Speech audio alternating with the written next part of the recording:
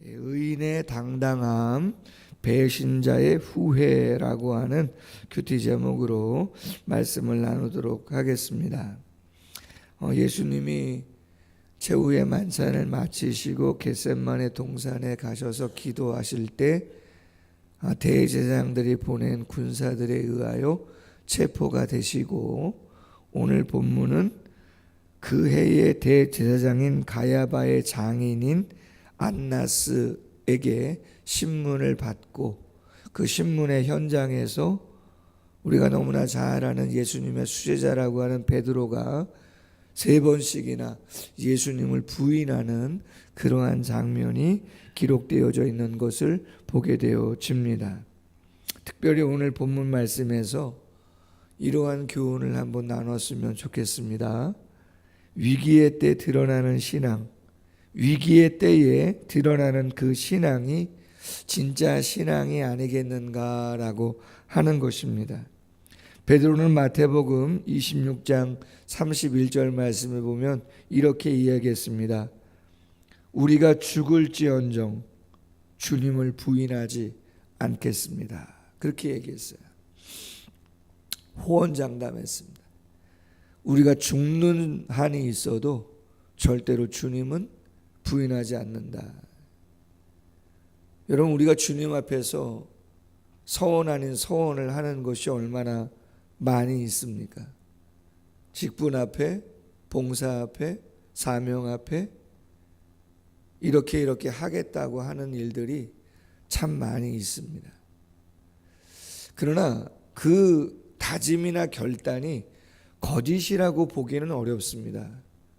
그렇지 않습니까? 당연히 연말에 목사님이 권유하고 또 옆에서 함께 격려하고 동역하자고, 또 스스로 느낀 바가 있어서 하나님 앞에 다시 한번 마음을 가다듬고 결단하고 다짐하는 것, 우리 모두의 일상입니다.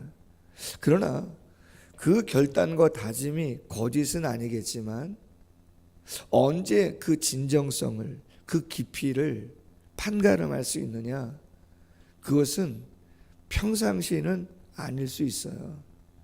시간이 검증하는 것이 있지만, 시간이 검증한다라고 할 때 그 시간의 의미는 늘 모든 시간이 평안함은 아니라는 것이죠. 평안할 때도 있지만 반드시 신앙은 굴곡이 있을 수 있습니다. 예기치 않은 질병이 올 수도 있는 것이고, 예기치 않은 사고를 당할 수 있는 것이고, 예기치 않은 오해와 여러 가지 편견에 나의 진정성이 곡해되어지고 쉽지 않는 그러한 일들을 우리 모두는 겪게 되어진다는 것이죠. 그렇다면 중요한 게 뭡니까?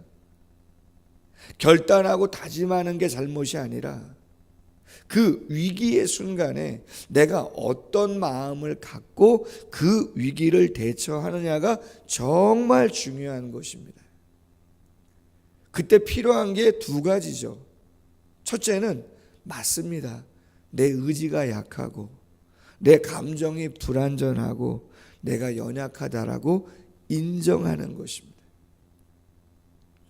내가 다 할 수 있었던 것 같고 그렇게 하겠다고 이야기했지만, 그러한 질병과 그러한 사고와 그러한 관계의 깨어짐과 예기치 않은 이야기들을 들을 때 나는 역시 연약한 인간임을 겸손히 인정하는 것이 중요해요.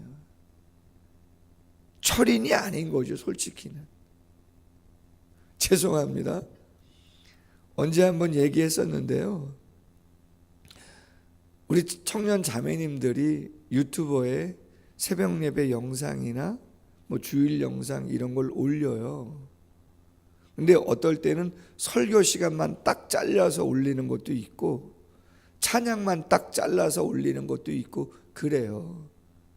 근데 언제 한번 올렸다고 연락이 왔어요. 그래서 제가 그거를 한번 찾아서 보는데, 그게 이제 시간별로 이렇게 영상이 올라오는 것도 있지만 과거에 올라왔던 것들이 앞으로 올라와서 볼 수도 있는데 6년 전에 설교 영상이 올라와 있는 거예요. 제가 놀랐습니다. 지금도 영상이 유튜버를 통해서 실시간으로 방송돼서 멀리 계신 성도님들은 예배를 드리고 계시는데 지금 보세요. 제 머리에 흰머리가 있어요, 없어요? 있으시죠? 이 앞쪽에 흰머리가 있잖아요. 적지는 않죠. 어르신들도 계시지만 6년 전에는요 하나도 없던 거 있죠. 하나도 몰라요. 그냥 영상으로 볼 때 말이에요. 근데 6년 전에는 하나도 없는 모습을 보니까 제가 놀랐어요. 이게 내가 맞나? 내가 맞기는 맞는데 어떻게 이렇게 틀리지? 그때 내가 염색했나? 제가 염색을 한 적은 한 번도 없습니다. 그냥 자연스럽게 가는 거지. 나중에 어느 분들하고 이런저런 얘기를 하시다 보니 말씀하시는 거죠. 목사님이 어쨌든 겉으로 뭐 표현을 했는지 안 했는지는 모르겠지만 코로나를 지나면서 교회가 그랬잖아요. 예배도 제대로 못 드리고 폐쇄하고 몇 달 동안 아무도 교회에 나오지 않고 그냥 목회자 가정만 주일날 나와가지고 예배 드리는, 제 기억에 2달이 조금 더 되는 시간 동안 그렇게 폐쇄한 적도 있었던 것으로 기억합니다. 그리고 공무원들이 와가지고 조사한다고 예배 전에 막 그죠? 조사하고 뭐 이랬던 기억들도 있습니다.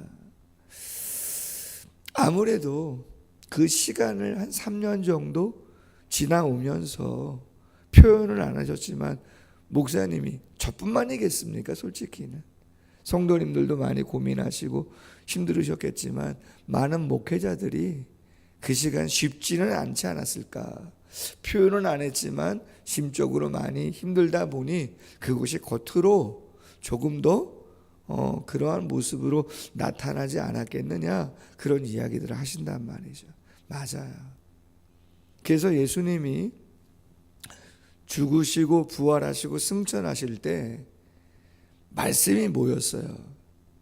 위로부터 약속하신 성령이 능력으로 입히우기 전까지는 이 예루살렘 성을 떠나지 말아라, 그렇게 말씀하셨어요. 그 말씀은 뭐냐? 목회가 됐든 뭐가 됐든 내가 새로운 결단과 다짐을 하고 그 일을 감당하기 위해서는 첫째는 내 자신이 스스로 내 약함을 인정하는 겸손이 필요한 것뿐만 아니라 두 번째 중요한 건 뭐냐면 성령의 능력을 입어야 된다는 거예요. 그 성령의 능력이 입히어지지 않는다면 그것이 다윗이 되었던, 그것이 바울이 되었던, 그것이 엘리야가 되었던, 그가 누가 되었던 간에 그 사명의 일을 온전히 감당하는 것은 어렵다는 것입니다. 아멘. 그래서 우리가 새벽을 깨우는 이유, 그래도 말씀을 붙잡고 말씀을 묵상하려고 하는 이유가 뭐냐?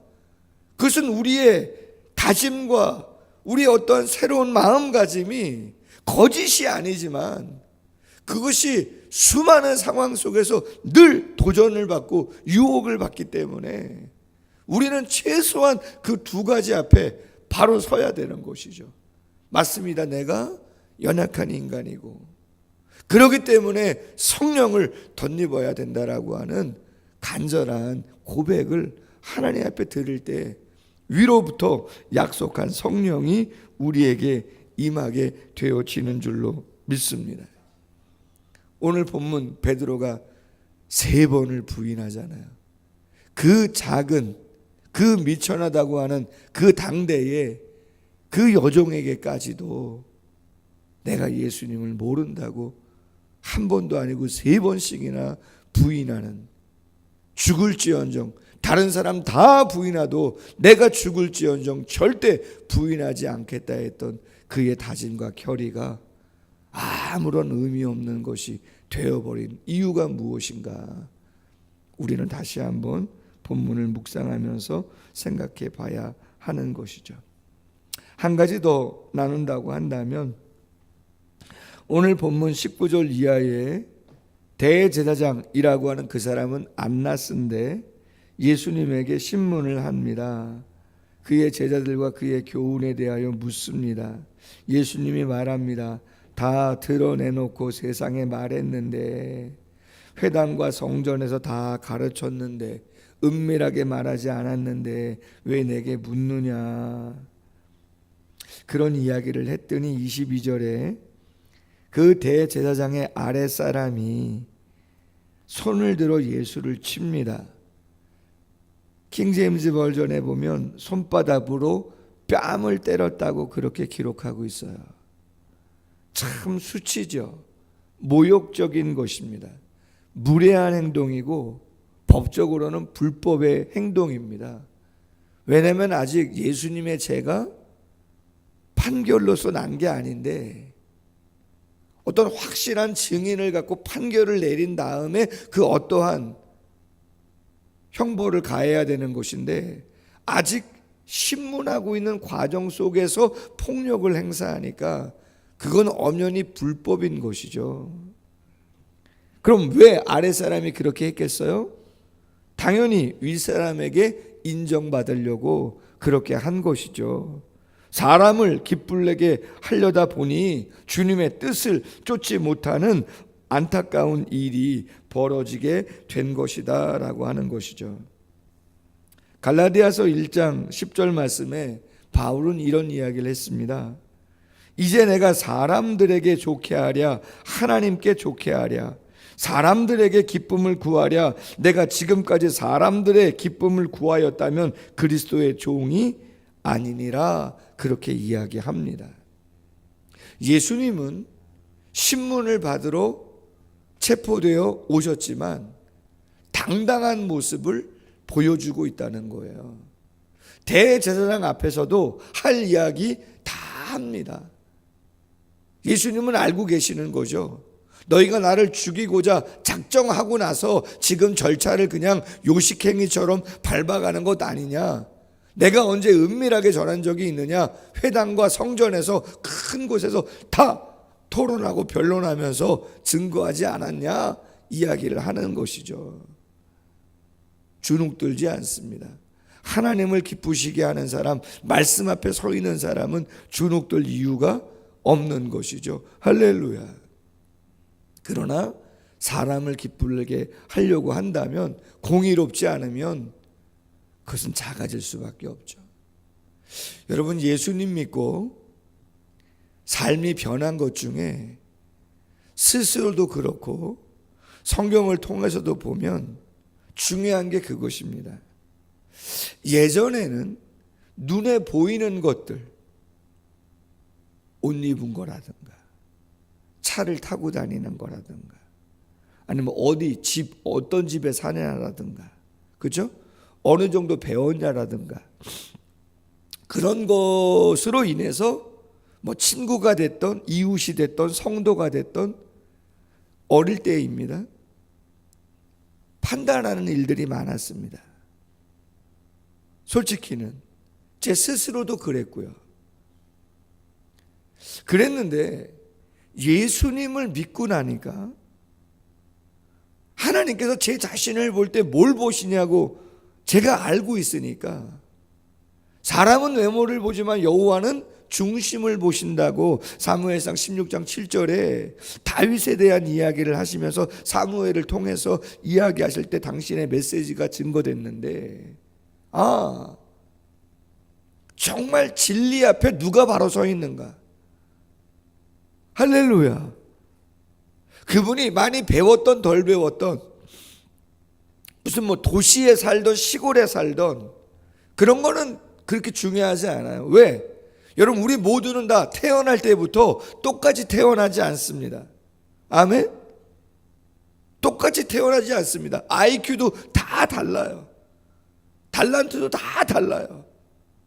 그러니까 똑같은 삶의 기준을 가지고 어느 대학 나왔느니 얼마를 버느니 어느 집에 사느니 당연히 노력과 애씀은 당연한 것이지만 구조적인 부분을 어느 정도 우리는 알고 있어요. 그렇기 때문에 성경이 강조하는 것은 그런 외부적인 것이 아니고 정말 하나님 앞에 신실하게 누가 살아가느냐, 그게 중요한 것이죠. 여러분, 돈이 많아도 비굴하게 살아갈 수 있습니다. 얼마든지. 돈이 많지 않아도 당당하게 살아갈 수 있는 것입니다. 할렐루야. 차원이 다른 것이죠. 예수님의 뺨을 때린 사람은 대제사장 앞에 조금이라도 점수를 따고자 불법에 무례한 그런 모욕적인 행동을 서슴지 않지만, 그 빵을 맞은 예수님, 겉으로 보면 치욕적인 것 같지만 예수님의 마음은 당당합니다. 누구 앞에서든지 간에. 과연 우리가 삶을 살아갈 때 어떻게 살아가야 될 것인가? 세상 앞에 당당한 그리스도인으로, 하나님 앞에 당당한 그러한 모습으로 서갈 수 있는 우리 모두가 되기를 주님의 이름으로 소원합니다. 기도하겠습니다. 모두가 주님을 부인한다 할지라도 죽을지언정 주님을 부인하지 않겠다고 이야기했던 베드로가 예수님이 체포당하시고 신문을 받으시는 그 자리에서 3번씩이나 그 적은 여종 앞에서도 부인하는 그러한 모습을 보게 되어집니다. 다짐했습니다. 선포했습니다. 어쩌면 그때 그 순간의 마음이 거짓이라고 이야기하기는 어려울 것입니다. 진심이었을 것이고 내가 꼭 그렇게 해야겠다고 마음을 다질 수도 있었을 것입니다. 그러나 우리는 연약한 인간입니다. 상황이 바뀌고 조건이 달라지면 얼마든지 연약한 모습을 드러낼 수 있는 피조물인 것을, 한계가 있는 자들인 것을 늘 인정하고 고백할 수 있는 겸손을 잃어버리지 않도록 도와주시기를 원합니다. 그러하기에 주님께서 약속하신 성령, 능력이 위로부터 입히우기 전까지 이 예루살렘 성을 떠나지 말고 오로지 기도에 힘쓰라 말씀하여 주신 줄로 믿습니다. 연약함을 기도에 묻게 하시고 성령께 내어놓게 하시고 성령의 위로와 치유와 그 지혜와 성령께서 보여주시는 거룩한 비전을 향해 힘을 얻어 나아갈 수 있는, 하루하루를 온전히 새롭게 감당할 수 있는 우리 모두가 될 수 있도록 함께하여 주옵소서. 구하는 자에게 주시겠다 말씀하여 주셨사오니 다른 그 무엇을 힘쓰고 애쓰기보다 주님께 능력을 구하는 우리 모두가 되어질 수 있도록 함께하여 주옵소서.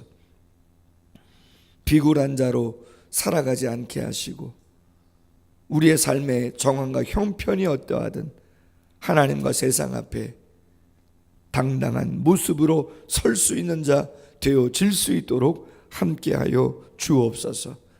우리의 의는 부족하오니 십자가로 감춰주시고 오직 하나님 앞에 바로 서고자 몸부림치는 우리 모두가 될 때에 세상에 두려워할 수 있는 하나님의 사람들 되어져 선한 영향력 끼칠 수 있도록 축복해 주시옵소서.